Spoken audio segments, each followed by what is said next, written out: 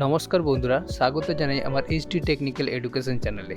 যদি আমার চ্যানেলে নতুন হয়ে থাকো তাহলে সাবস্ক্রাইব বাটনে ক্লিক করে পাশের অ্যারোতে ক্লিক করে অল সিলেক্ট করে রাখুন, যাতে আমাদের নোটিফিকেশান সবার আগে আপনার কাছে পৌঁছে যায়। নমস্কার বন্ধুরা, চলে এসেছি এক্সেলের আরেকটি ক্লাস নিয়ে এবং আজকের ক্লাসে তোমাদেরকে ভিলুকআপ দেখাবো। তবে আগে আমি ভিলুকআপের ক্লাস দিয়েছি, তবে এটাতে তোমাদেরকে কিন্তু একজ্যাক্ট ম্যাচ থাকবে না, জাস্ট অ্যাপ্রক্স ম্যাচ থাকবে। মানে অ্যাপ্রক্স বলতে দেখো, এখানে আমি কিছু তোমাকে থিওরিটা বুঝিয়ে দিই ভালো করে।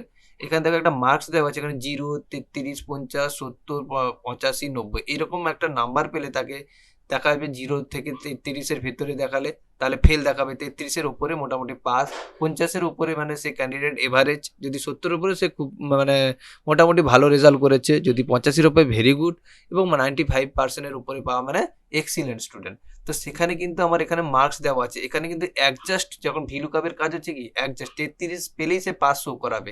এটাই আমরা কিন্তু তোমার এক্সাক্ট ম্যাচে খুঁজে পেতাম, কিন্তু অ্যাপ্রক্স ম্যাচে কিন্তু এই 33-কে 33-এর কাছাকাছি নাম্বারগুলোকেও পাস দেখাবে। মানে যখনই 33-এর উপর 34, 35, 36 বা 50-এর নিচের মার্কসগুলোকে কিন্তু পাস দেখাবে। যখনই 50 পাবে তখন সে এভারেজ খুঁজে পাবে।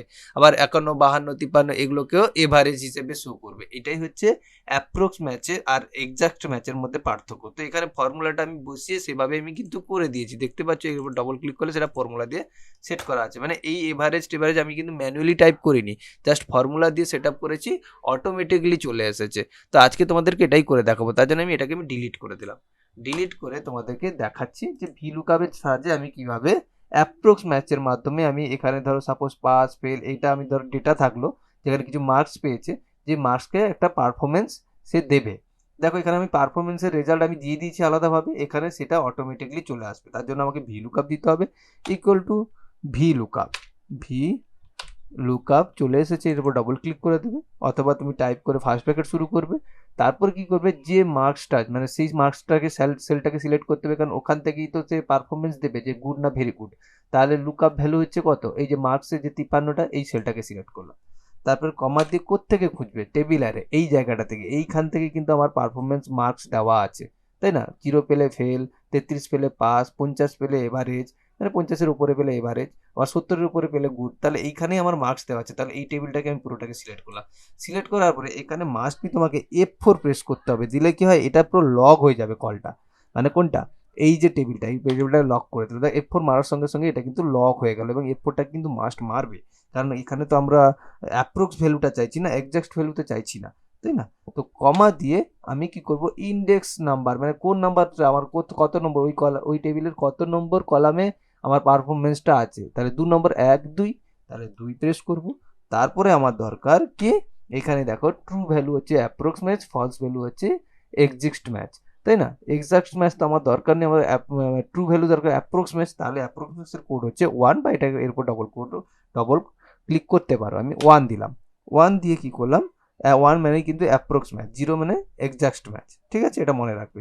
ব্র্যাকেট শেষ করলাম, এন্টার মারলাম, দেখো ভেরি গুড দেখাচ্ছে। দেখো এখানে কি, সরি এভারেজ দেখাচ্ছে 50 মানে এভারেজ এখানে শো করছে। এখানে 53 অ্যাডজাস্ট কিন্তু নয়, তার কাছাকাছি বলে এভারেজ শো করছে, কারণ আমি অ্যাপ্রক্স ভ্যালু দিয়ে কাউন্ট করেছি। তারপর এটাকে গ্র্যাব করে টেনে দিলেই দেখো প্রত্যেকটাতেই দেখিয়ে দিচ্ছে। যেটা ধরো 48 দেখো পাস শো করেছে, 43 পাস, যখন তোমার 73 দেখাচ্ছে তখন গুড দেখাচ্ছে, তাই না? দেখো 70-এর কাছাকাছি আছে গুডটা। এরকম করেই কিন্তু প্রত্যেকটা পারফরমেন্সের রেজাল্ট শো করিয়ে দিয়েছে। তো আজকের কিন্তু ছোট হলেও ভিলুকআপের, যেহেতু আগে তোমাদেরকে দেখিয়েছি, ভালোভাবে ক্লাসটা দিয়েছি, এটা জাস্ট অ্যাপ্রক্স ভ্যালুটাকে কিভাবে আমরা ইউজ করতে পারি এটা অনেকেই জানে না, সহজ হলেও অনেকেই জানে না, যে কারণে আমি কিন্তু আজকে এটা ছোট্ট ভিডিও নিয়ে চলে এলাম। অসংখ্য ধন্যবাদ। আজকের ক্লাস যদি ভালো লেগে থাকে অবশ্যই চ্যানেলটিকে সাবস্ক্রাইব করো, এবং এই ধরনের আরও ভালো ভালো ক্লাস পেতে অবশ্যই চ্যানেলটিতে লাইক করো, কমেন্ট করো। অসংখ্য ধন্যবাদ, বাই।